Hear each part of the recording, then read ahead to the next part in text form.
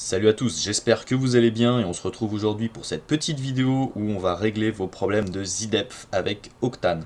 Donc j'ai pas mal de gens suite à ma formation sur tuto.com voilà, qui utilisent du coup Octane V3 qui sont venus me dire qu'ils avaient des problèmes de ZDEF. Donc je vous illustre tout de suite le problème qu'ils ont ou que vous avez pu avoir, c'est-à-dire que j'ai une scène, voilà, où on peut le vérifier sur mon channel ZDEF, j'ai bien une profondeur voilà, qui est réglée correctement.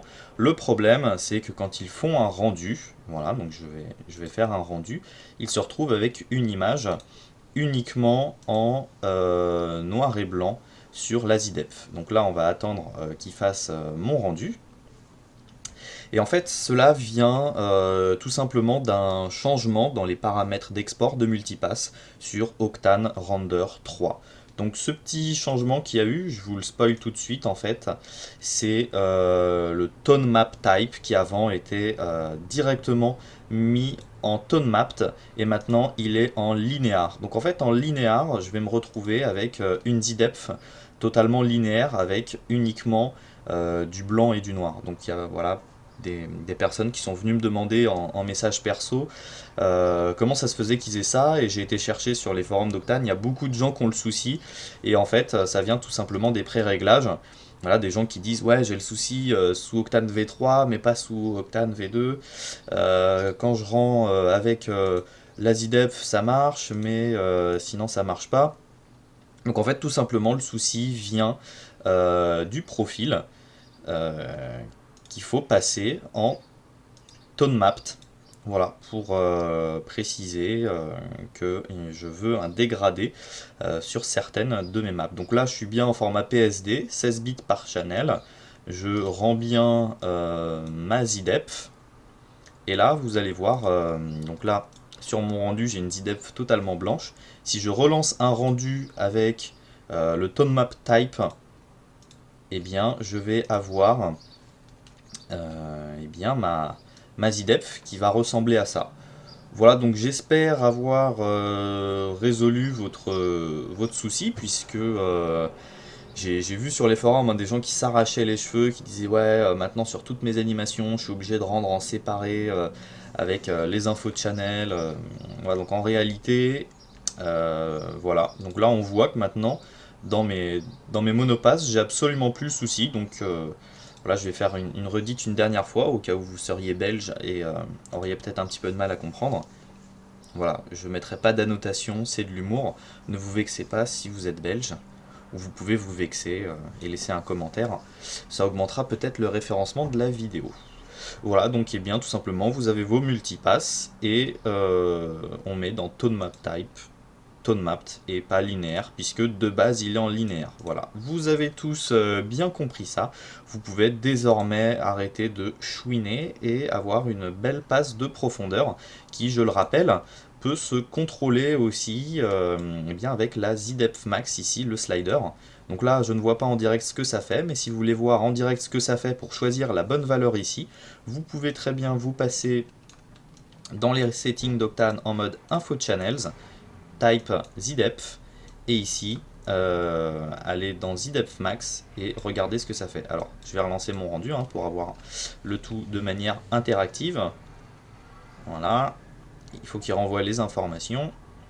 Et là, quand je joue avec ZDEF Max, hop, je peux voir la ZDEF. Donc par exemple, si vous avez envie d'avoir que les montagnes du fond de cette couleur-là, vous regardez la valeur que vous avez ici, par exemple 10, et ensuite, vous pouvez aller mettre la valeur de 10 ici. Pareil sous Octane 3, par exemple si je me mets en direct lighting, voilà, je refais mon petit rendu.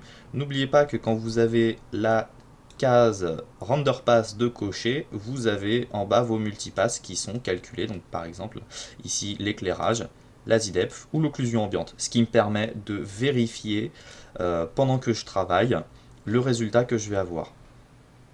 On peut très bien imaginer ajouter d'autres passes. Donc tout ça c'est expliqué très clairement dans ma formation Octane Render. Donc si ça vous intéresse, il y a 6 heures où on aborde plein de choses. Le lien est dans la description.